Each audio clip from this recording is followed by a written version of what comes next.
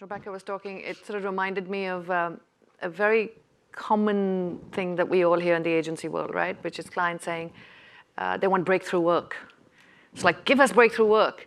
And when I was younger, I wouldn't say it. I would have my inner voice. Now that inner voice, that filter has just sort of disappeared. It's a thing that happens with age. And I always look at everybody and I say, so what are you willing to break, right? You can't have breakthrough work if you're not willing to break a mold, break a paradigm, be unexpected, create fire. By the way, fire, even when you create fire, it doesn't get created because two stones came together and said, oh, it's so nice. Fire gets created because friction happens, right? So that's just another really interesting perspective. Thank you very much. Our last speaker today is Lilian Tomovich. Lily is currently the Chief Experience and Marketing Officer of MGM Resorts in Las Vegas. She has the best job on planet Earth. There's 77,000 people, a $10 billion company. I have to read this one out because there's 27 resorts, 25 arena and entertainment venues, 450 food and beverage outlets, 330 retail outlets that host and they host Cirque du Soleil amongst all kinds of other legendary things like Lady Gaga right now. Please go to Vegas. Lily is also a very dear client, but most importantly, a very dear friend. So thank you. She's going to talk about something slightly different than what they won the award for. I'll stay down here so I can hug you. Yeah, exactly. Otherwise, I could just stay down here. The podium's probably too low. Hi there. Well, good. I guess it's good evening. Thank you for being here, I guess, on a Monday at 6 o'clock. I do appreciate it. So I'm going to talk to you about something slightly different. Today, MGM Resorts won an award, a Brave Brand Award for some work we did called Universal Love for the LGBT community. I'm really passionate about that work because diversity and inclusion is so important to us as an organization. I loved that work. As Devika said, McCann was our agency. It was a lot of blood, sweat, and tears to get it done, but it was our choice. We chose to be brave. We wanted to do it. We wanted to make a point of view, and it was our choice. What I want to talk about today is something that I think where MGM Resorts was even braver than that, and we were brave because brave was the only option we had. So I like to think about bravery as when it's the only option. You haven't actually chosen to be brave. It's survival. And that's what I'm going to talk about today. So Las Vegas, how many have been to Las Vegas? Hopefully most of you. It's an incredible destination in the world. There's nothing else quite like it. It's a 4-mile strip with more hotel rooms and more entertainment options than anywhere else in the world. So it's a unique place where the world comes to play. And so let me go back. September 2017, we were working on our very first branded campaign for MGM Resorts. We had a lot of campaigns for Bellagio and Mirage and Mandalay Bay and Aria and all of our other resorts, but we never really holistically talked about MGM Resorts, and we wanted to reposition ourselves from a hotel and casino company to, in fact, an entertainment company. So that September, we launched our campaign, really super exciting. Launched, I think, on the Emmys and big media buy. And 4 days later, it was a Sunday night. I was supposed to speak at the ANA conference, a couple thousand people on the Friday, to talk about this very campaign. And, well, actually, I have a video to show. Let me show that first. Hopefully it works. We don't know. Here we go, and then I'll tell you the rest of the story.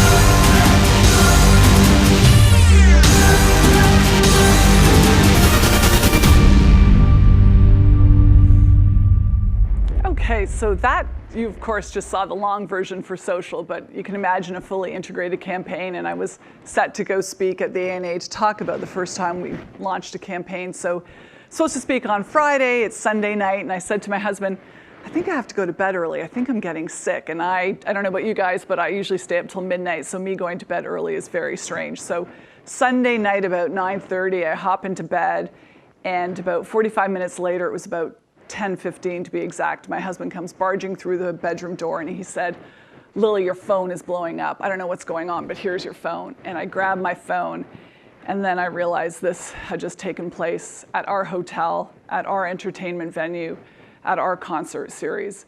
And so it was the largest massacre in US history, all on our dime, at our properties, at our venues.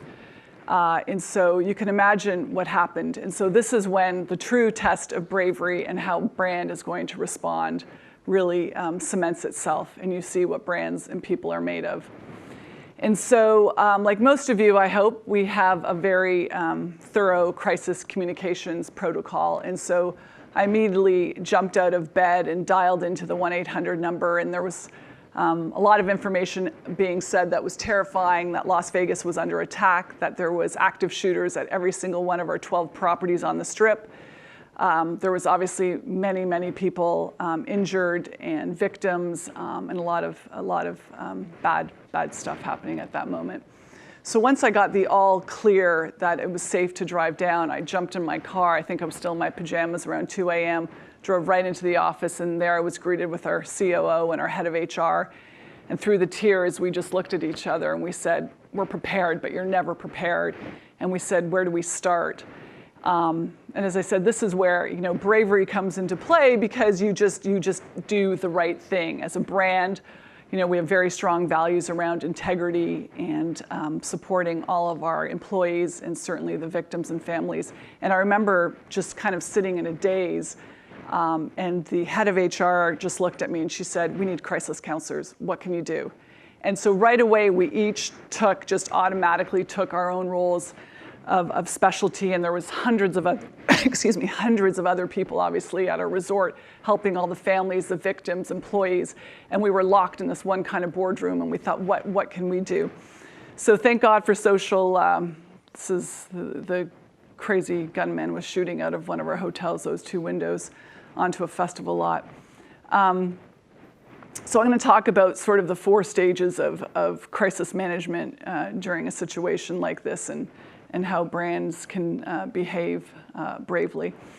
So the first thing I did was I realized we had this amazing campaign out in the world talking about how great it is in Las Vegas and how great MGM Resorts is, and meanwhile we've had people who are fighting for their lives, and many had already died. So the first thing I was able to do was shut down everything. We shut down all media, everything, social media. Thank God for Sprinkler and Adobe and all tech tools. You must have them. We were able to shut everything down, including TV, within 12 hours. So that's the first thing. That is the last thing we wanted to be, advertising, buy a room in Las Vegas. So that happened very quickly. The next thing we moved to was critical messaging. That was most important. That's, as I said, core to our values is making sure our guests are safe as they can be during that situation. I'll talk to you a little bit about how we were able to leverage our messaging to help families and victims. And then we quickly moved into, after that, hope and healing. How do we give people hope that it is safe to be in this country, safe to be in Las Vegas, and safe to be at an MGM Resorts? And then we quickly tried to return back to a sense of normalcy, because that's what people craved. That's what people were telling us they wanted. So the first thing that night at about 2 o'clock in the morning, our head of HR said to me, Lily, I need help. We need crisis counselors, and we need them desperately, and we need them quickly, and we need them fast. We have more people who are seriously injured, families looking for missing people. What can you do? So I went out on our Facebook and Twitter handle, and I said, please, if you are a crisis counselor, if you are an accredited crisis counselor, please come to Circus Circus. It was the farthest property we had on the Strip. Please come to Circus Circus. We desperately need your help. And this is where you can really see how a city rallies behind people. I can tell you within an hour, by 3:00 a.m. in the morning, we had hundreds of crisis counselors ready to be deployed at our service. The next thing we did is we own most of the marquees on the Las Vegas Strip, so I had already shut down all of the communications, and then we immediately started talking to our crisis communications group and our PR group saying, what's the most critical messaging we need to get out there to help the families and the victims and try and stabilize the situation. So of course the first message was for help locating missing or injured loved ones, contact Las Vegas Metro Police. That was up on every single digital board. We own about 150,000 digital boards on the Strip. That was on there. Blood donations were needed. We were working with the Red Cross every single minute. We put blood donations needed on every single board, every venue, every bar, everywhere we could. And then, of course, our prayers for the victims, our gratitude for the first brave responders. So that messaging, along with a lot of work trying to make sure that we had all the victims and families taken care of as best as we could, was our approach for probably the first 4 or 5 days. It's kind of hard to remember because most of us, I try not to remember this situation like most tragedies and horrible things that happen in your life, but most of us didn't sleep those first 3-4 days, but I believe this was about 4 days. And then this is just an example. You can see the whole Strip came together where there was just immediate crisis messaging and trying to, as I said, try to help as many people as we could in those early hours. The one thing I love about this, the Las Vegas Visitors and Convention Bureau, what I love is that they were able to still stay true to their brand even in this moment of crisis. They were able to put out a message which was so appropriate for the situation. And the message was, we've been there for you during the good times. Thank you for being there for us now. And I can tell you the outpour of love from not only the state of Nevada, the country of the US, but from the world was just overwhelming. And we were grateful for any and all support. And then after about a week or so, we moved into what we called hope and healing messaging because we were out of that immediate crisis. It was about a week later, but we needed to give people hope, especially for employees, especially for the victims, for their families, for Las Vegas, for the state of Nevada, and for the US. We wanted people to know that we were going to be okay, we were going to come through this. And so of course we adopted the hashtag Vegas Strong. And then we started putting out messaging about our brave responders, to our brave first responders, employees, and the entire community of our everlasting gratitude. And then, of course, we still messaged counseling is available for those seeking assistance. We had counseling for our employees in ballrooms for about a year after this situation, and many are still in counseling. And then we took over every piece of real estate that we owned. We took it over to talk about that we were Vegas brave, Vegas proud, Vegas resilient. I can't remember all of the other sentences there behind those boards, but we spent the next several weeks really saying we're going to be okay, we're going to get through this, and we were so grateful for the support of so many. But again, this was just an example of a brand having to act brave when really we were crumbling inside.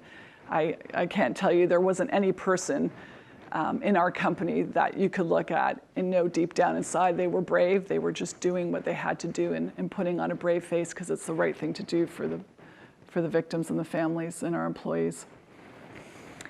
I'm not going to read these, but then we also took out as much real estate as we could in all of the local newspapers, thanking all of the support we got from community members. And most importantly, for those of you who have been to Las Vegas, you know we are a huge convention town.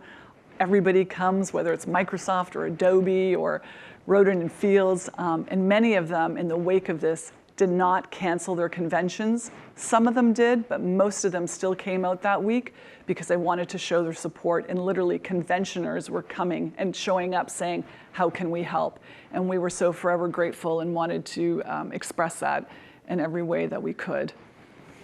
The other thing we did was we had these comfort dogs from all over, everywhere, flew in to come to Las Vegas. The FBI flew in comfort dogs, everyone did.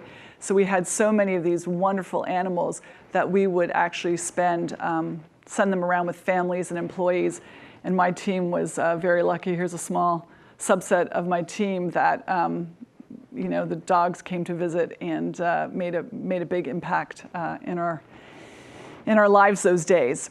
And so After that, we realized we had purchased all this TV that we had canceled, and we really wanted, again, we were in this healing mode. We needed to tell the world that we were going to be okay. Las Vegas was going to come through this, and we would support all of the families and victims as much as we could and do whatever was needed. And so we decided with McCann that we needed to send a message to the world that we were healing and that we were brave and that we would get through this together.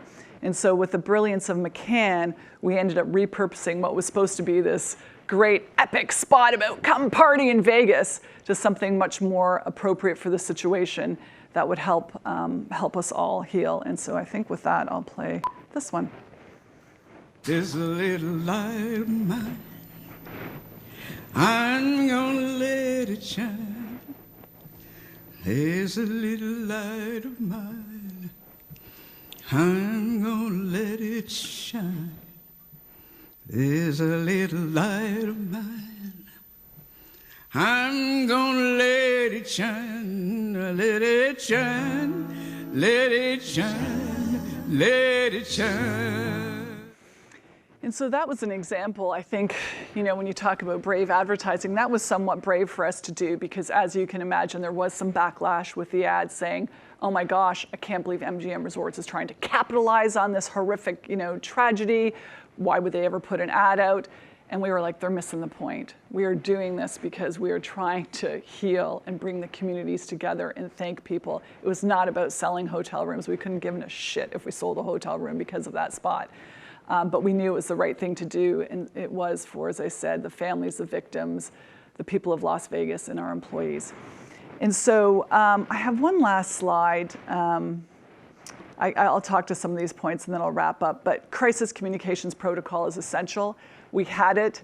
It worked. But you're never, ever, ever prepared for those types of tragedies. And that's, as I said, brands are really tested in terms of what's their response going to be. And the presentation I gave you right now is maybe 10 minutes. I could speak for hours on behind the scenes, what really took place and everything we did.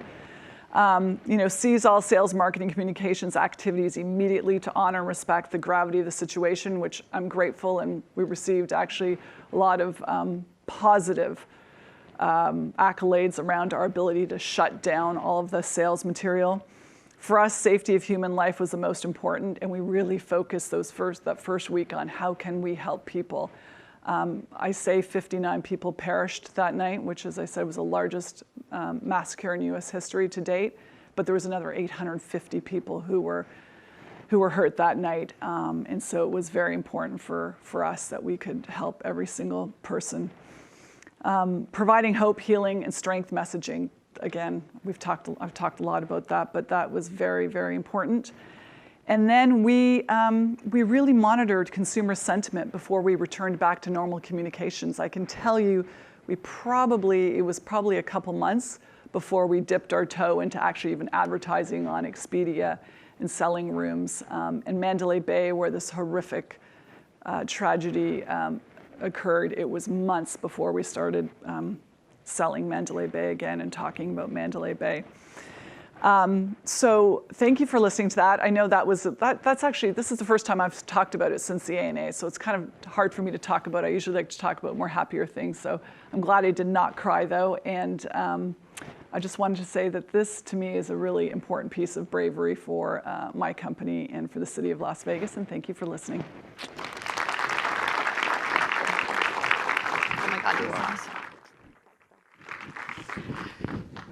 So I think that was an example of totally different stakes, but tough as it is, a really good reminder of the role marketing has to play in the modern world. Right? We tend to think about bravery in the creative context, but I think the world we live in today, brands and companies are being challenged to demonstrate bravery in ways that we didn't dream when we entered this industry we'd have to deal with. Right? And Lily, I think if there's one thing I can just add from, I hesitate to say in there with them because we were still not in there with them. Nobody was the way they were. Is to see the humanity and how important that was for the bravery that was demonstrated by everything that MGM did. And I think that's a really important thing for all of us to remember, how important humanity is when we think about even something like bravery. Because I think we tend to put that aside sometimes and say, what's really important is to get through at any cost. And, no, humanity is really important. But thank you guys, everybody. And thank you all. You've been a great audience, and hope you have a wonderful rest of the week.